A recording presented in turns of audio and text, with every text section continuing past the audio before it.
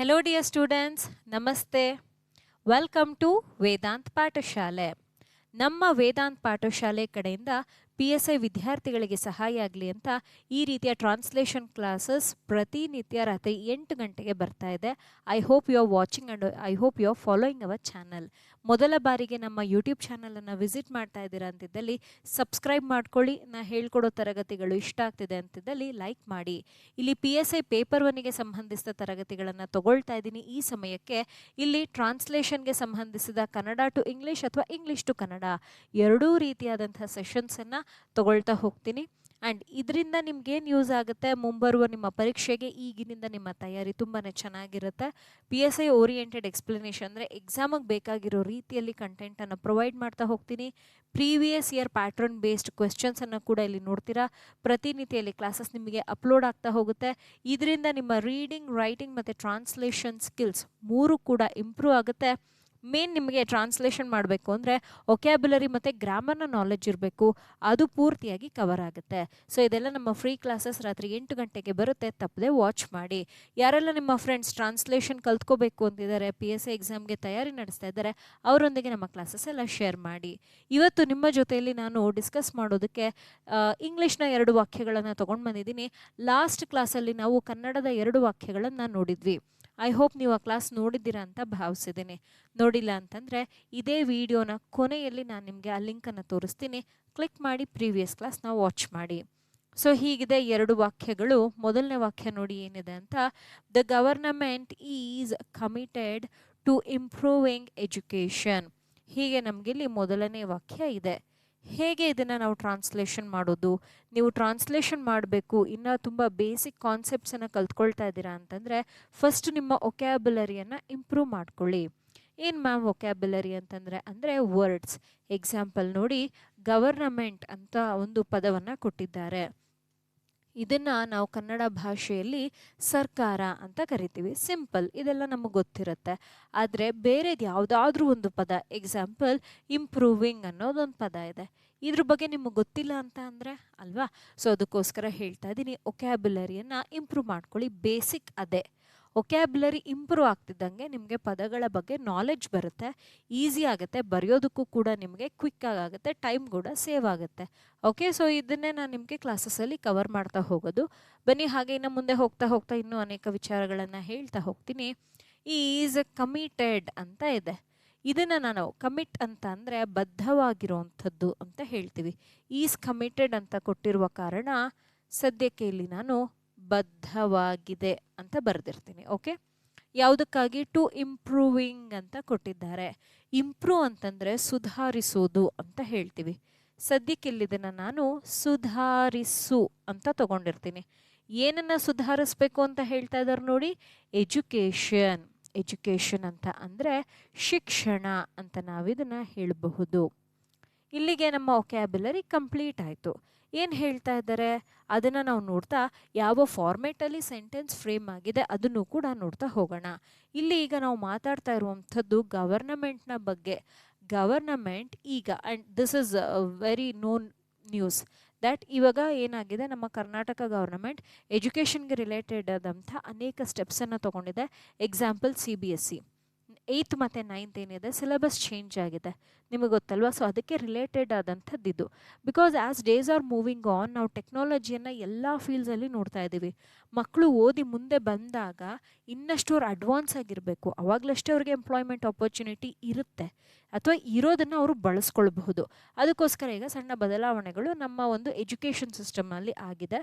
ಅದನ್ನು ನಾವು ನೋಡಿದ್ವಿ ರೀಸೆಂಟಾಗೆಲ್ಲನೂ ಅಲ್ವಾ? ಸೊ ಅದಕ್ಕೆ ಸಂಬಂಧಿಸಿದ ಹಾಗೆಯೇ ಒಂದು ವಾಕ್ಯ. ಗವರ್ನಮೆಂಟ್ ಏನು ಮಾಡ್ತಾ ಇದೆ, ಸುಧಾರಿಸ್ತಾ ಇದೆ. ಏನನ್ನು ಸುಧಾರಿಸ್ತಾ ಇದೆ? ಶಿಕ್ಷಣವನ್ನು ಸುಧಾರಿಸ್ತಾ ಇದೆ. ಆ್ಯಂಡ್ ಈ ಒಂದು ವಿಚಾರಕ್ಕೆ ಅದೇನಾಗಿದೆಯಂತೆ, ಬದ್ಧವಾಗಿದೆ.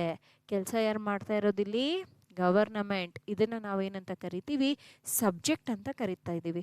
ಇದು ಮಾಡ್ತಾ ಇರೋ ಕೆಲಸ ಏನು? ಬದ್ಧವಾಗಿರುವಂಥದ್ದು. ಈ ಬದ್ಧ ಅಂತಂದರೆ ಆ ಕಡೆ ಈ ಕಡೆ ಹೋಗಲ್ಲ, ಒಂದೇ ವಿಚಾರಕ್ಕೇ ಸೀಮಿತವಾಗಿರುವಂಥದ್ದು. ಕಮಿಟ್ ಅಂದರೆ ಇದು ಮಾಡ್ತೀನಿ ಅಂದರೆ ಮಾಡೇ ಮಾಡ್ತೀನಿ ಆ ಅರ್ಥ. ಯಾವುದನ್ನು ಸುಧಾರಿಸಬೇಕಾಗಿದೆ ಅಥವಾ ಶಿಕ್ಷಣವನ್ನು ಏನು ಮಾಡಬೇಕಾಗಿದೆ ಆಬ್ಜೆಕ್ಟಲ್ಲಿ ಇದೆ.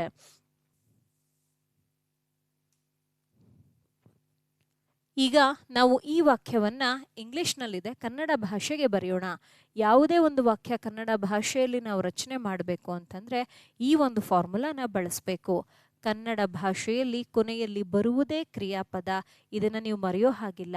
ಯಾಕೆ ಅಂತಂದರೆ ನಮ್ಮ ಫಾರ್ಮುಲಾನಲ್ಲಿ ನಾವು ಕೊನೆಯಲ್ಲಿ ಬಳಸೋದು ವರ್ಬ್ ಆಗಿರುತ್ತೆ. ಅದಕ್ಕೋಸ್ಕರ ಹೇಗೆ ಬರೆಯೋದು ನೋಡಿ. ಸಬ್ಜೆಕ್ಟ್ ಎಲ್ಲಿದೆ? ಇಲ್ಲಿದೆ. ಏನಿದೆ? ಎಸ್ ಅಂದರೆ ಸಬ್ಜೆಕ್ಟ್. ಓಕೆನಾ? ತಗೊಳ್ಳಿ ಸರ್ಕಾರ ಅಥವಾ ಸರ್ಕಾರವು ಅಂತ ಕೂಡ ನೀವು ತಗೊಳ್ಬಹುದು. ಇದಾದ್ಮೇಲೆ ಆಬ್ಜೆಕ್ಟ್ ರೈಟಿಂಗ್. ಆಬ್ಜೆಕ್ಟ್ ಏನಿದೆ? ಇಂಪ್ರೂವಿಂಗ್ ಎಜುಕೇಶನ್ ಅಂತ ಇದೆ. ಹೇಗೆ ಬರೆಯೋದು? ಸರ್ಕಾರವು ಶಿಕ್ಷಣವನ್ನು ಏನು ಮಾಡೋದಕ್ಕೆ? ಸುಧಾರಿಸೋದಕ್ಕೆ ಅಲ್ವಾ? ಸುಧಾರಿಸಲು ಏನಾಗಿದೆ ಅಂತ ಹೇಳ್ತಾ ಇದ್ದಾರೆ? ವರ್ಬ್ ನೋಡ್ಕೊಳ್ಳಿ, ಯಾಕೆಂದ್ರೆ ಅದೇ ಬರಿಬೇಕು ನಾವು ನೆಕ್ಸ್ಟು. ವರ್ಬ್ ಎಲ್ಲಿದೆ? ಇಲ್ಲಿದೆ. ಬದ್ಧವಾಗಿದೆ ಅಂತ ಇದೆ. ಕರೆಕ್ಟ್ ಅಲ್ವಾ? ಸುಧಾರಿಸಲು ಬದ್ಧವಾಗಿದೆ. Full stop. ನೋಡಿ, ನೋಡ್ತಾನೆ ನಾವು ಆನ್ಸರನ್ನೇ ರೆಡಿ ಮಾಡಿಬಿಟ್ವಿ. ಯಾಕೆ ನಾನು ಫಾರ್ಮೆಟ್ಟಲ್ಲಿ ನಿಮಗೆ ಟ್ರಾನ್ಸ್ಲೇಷನ್ ಹೇಳ್ಕೊಡೋದು ಅಂತಂದರೆ ಜಸ್ಟ್ ಫಿಲ್ ಇನ್ ದ ಬ್ಲ್ಯಾಂಕ್ಸ್ನ ರೀತಿಯಲ್ಲಿ ಇದು ಆ್ಯಕ್ಟ್ ಮಾಡುತ್ತೆ. ಸಬ್ಜೆಕ್ಟ್ ಗೊತ್ತಾ? ಬರೀರಿ. ವರ್ಬ್ ಗೊತ್ತಾ? ಬರೀರಿ. ಆಬ್ಜೆಕ್ಟ್ ಗೊತ್ತಾ? ಬರೀರಿ. ನಿಮ್ಗೆ ಗೊತ್ತಿಲ್ದಂಗೆ ಸೆಂಟೆನ್ಸೇ ಫ್ರೇಮ್ ಆಗಿಬಿಡುತ್ತೆ. ಲೆಂತಿ ಸೆಂಟೆನ್ಸ್ ಬಂದಾಗ ಹೇಗೆ ಮಾಡೋದು? ಲೆಂತಿ ಸೆಂಟೆನ್ಸಲ್ಲಿ ಸಬ್ಜೆಕ್ಟ್ ಮತ್ತು ವರ್ಬ್ ಯಾವಾಗಲೂ ಒಂದೊಂದೇ ಪದ ಇರುತ್ತೆ. ಲೆಂತಿ ಯಾವಾಗ ಆಗುತ್ತೆ ಅಂದರೆ ಆಬ್ಜೆಕ್ಟ್ ರೈಟಿಂಗಲ್ಲಿ ಜಾಸ್ತಿ ಇದ್ದಾಗ ಲೆಂತಿ ಆಗುತ್ತೆ. ಅದನ್ನೆಲ್ಲ ಹೇಗೆ ಮಾಡೋದು ಅದನ್ನು ಹೇಳ್ಕೊಡ್ತೀನಿ.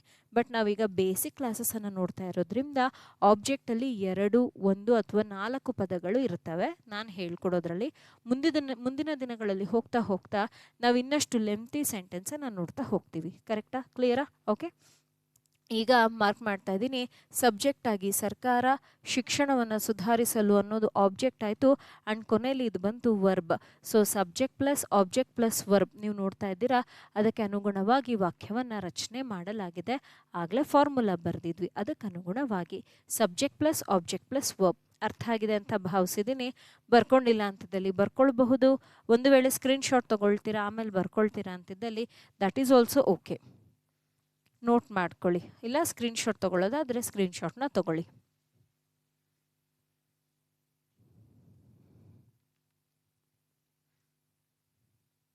ಆಗಿದೆ ಅಂತ ಭಾವಿಸಿದ್ದೀನಿ. ಈಗ ಎರಡನೇ ವಾಕ್ಯದ ಕಡೆಗೆ ಹೋಗೋಣ. ಎರಡನೇ ವಾಕ್ಯ ನೋಡಿ ಏನಿದೆ? ಓಕೆ, ಈ ರೀತಿಯಲ್ಲಿ ಇದೆ. ಇಲ್ಲಿ ಸ್ವಲ್ಪ ನಮಗೆ 4-5 ಪದಗಳಿದೆ ಆಬ್ಜೆಕ್ಟ್ ರೈಟಿಂಗಲ್ಲಿ. A good question to discuss. ಬನ್ನಿ ನೋಡೋಣ. The project will create employment opportunities for many people. ಯಾವುದೋ ಒಂದು ಪ್ರಾಜೆಕ್ಟ್ ಬರ್ತಾ ಇದೆ, ಅದರ ಇನ್ನೂ ಬಂದಿಲ್ಲ. ಅದು ಏನಿದೆ? ವಿಲ್ನ ಬಳಕೆ ಆಗಿದೆ. ಓಕೆನಾ? ಇನ್ನೂ ಬರ್ತಾ ಇದೆ, ಇನ್ನೂ ಬಂದಿಲ್ಲ.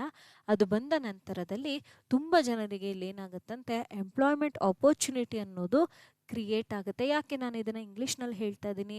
ಬಿಕಾಸ್ ನಿಮಗೆ ಪದಗಳ ಬಗ್ಗೆ ನಾಲೆಡ್ಜ್ ಇರಬೇಕು. ಕ್ರಿಯೇಟ್ ಅಂದರೆ ಏನು, ಮೆನಿ ಅಂದರೆ ಏನು, ಪೀಪಲ್ ಅಂದರೆ ಏನು, ಇವುಗಳ ಬಗ್ಗೆ ಗೊತ್ತಿದ್ದಾಗ ಮಾತ್ರ ಈ ಪ್ರಶ್ನೆಯನ್ನು ನೀವು ಬರೆಯೋದಕ್ಕೆ ಸಾಧ್ಯ.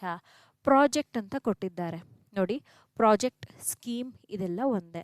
ಸೊ ಹಾಗಾಗಿ ನಾನಿಲ್ಲಿ ಏನಂತ ಬರಿತಾ ಇದ್ದೀನಿ? ಯೋಜನೆ. ನಿಮಗೆ ಬೇರೆ ಸಮಾನಾರ್ಥಕ ಪದ ಗೊತ್ತಿದ್ದಲ್ಲಿ ನೀವು ಅದನ್ನು ಬಳಕೆ ಮಾಡಬಹುದು. ನಾನಿಲ್ಲಿ ಪ್ರಾಜೆಕ್ಟ್ ಅನ್ನುವಂಥದ್ದನ್ನು ಯೋಜನೆ ಅಂತ ಬರ್ತಿದ್ದೀನಿ. ವಿಲ್ ಅಂತ ಎಲ್ಲೇ ನೋಡಿದ್ರು ಇದನ್ನು ತುಂಬ ಚೆನ್ನಾಗಿ ನೆನ್ಪಿಟ್ಕೊಳ್ಳಿ. ಇದು ಫ್ಯೂಚರ್ ಟೆನ್ಸ್. ವಿಲ್ ಅಂತ ಎಲ್ಲೇ ನೋಡಿದ್ರು ಕೂಡ ಇದನ್ನು ಎಲ್ಲರೂ ಕೂಡ ನೆನ್ಪಿಟ್ಕೋಬೇಕು ನೀವು. ಇದು ಫ್ಯೂಚರ್ ಟೆನ್ಸ್, ಭವಿಷ್ಯತ್ ಕಾಲದ ಬಗ್ಗೆ ಮಾತಾಡ್ತಾ ಹೋಗುತ್ತೆ. ಆ್ಯಂಡ್ ಇದೊಂದೇ ಇಲ್ಲ, ಇದು ಇರುವಂಥದ್ದು ಕ್ರಿಯೇಟ್ನ ಜೊತೆಯಲ್ಲಿ. ಇವರಿಬ್ಬರು ಒಂದು ಟೀಮ್ ಅಂತ ಅಂದ್ಕೊಳ್ಳಿ. ಓಕೆನಾ? ಬರೀ ವಿಲ್ಲಿಂದ ನಾವು ಸೆಂಟೆನ್ಸ್ ಹೇಳೋಕ್ಕಾಗಲ್ಲ. ಅದಕ್ಕೆ ನಮಗೆ ಒಂದು ಪದ ಬೇಕು, ಸಪೋರ್ಟಿವ್ ಪದ. ವಿಲ್ ಅನ್ನುವಂಥದ್ದು ಹೆಲ್ಪಿಂಗ್ ವರ್ಬ್ ಆಗುತ್ತೆ. ಕ್ರಿಯೇಟ್ ಅನ್ನುವಂಥದ್ದು ಮೇನ್ ವರ್ಬ್ ಆಗುತ್ತೆ. ಸೊ ಇದರಿಂದನೇ ಇದು ನಮಗೆ ಭವಿಷ್ಯತ್ ಕಾಲದಲ್ಲಿದೆ ಅಂತ ಗೊತ್ತಾಗೋದು. ಹಾಗಾಗಿ ವಿಲ್ ಕ್ರಿಯೇಟ್ ಅನ್ನೋದನ್ನು ಸೃಷ್ಟಿಸಲಿದೆ, ಇನ್ನು ಸೃಷ್ಟಿ ಮಾಡಿಲ್ಲ, ಅಥವಾ ಸೃಷ್ಟಿಸುತ್ತದೆ ಅದನ್ನು ಕೂಡ ಬರಿಬಹುದು. ಇನ್ನು ಸೃಷ್ಟಿ ಆಗಿಲ್ಲ, ಮಾಡುತ್ತೆ ಅನ್ನೋದು ಅರ್ಥ. ಎಂಪ್ಲಾಯ್ಮೆಂಟ್ ಅನ್ನುವಂಥದ್ದನ್ನು ನಾವೇನಂತ ತಗೊಳ್ಬಹುದು? ಉದ್ಯೋಗ. ಕೆಲಸ ಓಕೆ, ಕೆಲಸ ಅವಕಾಶಗಳಿಗಿಂತಲೂ ಉದ್ಯೋಗ ಅವಕಾಶಗಳು ಇಸ್ ಅ ಬೆಟರ್ ವರ್ಡ್. ಅದಕ್ಕೋಸ್ಕರ ಹೀಗಿದನ್ನು ತಗೊಳ್ಳಿ ಅಂತ ಹೇಳ್ತಾ ಇದ್ದೀನಿ. ಆಪರ್ಚುನಿಟೀಸ್ ಅಂತ ಇದೆ, ಏನಂತ ಬರೆಯೋಣ?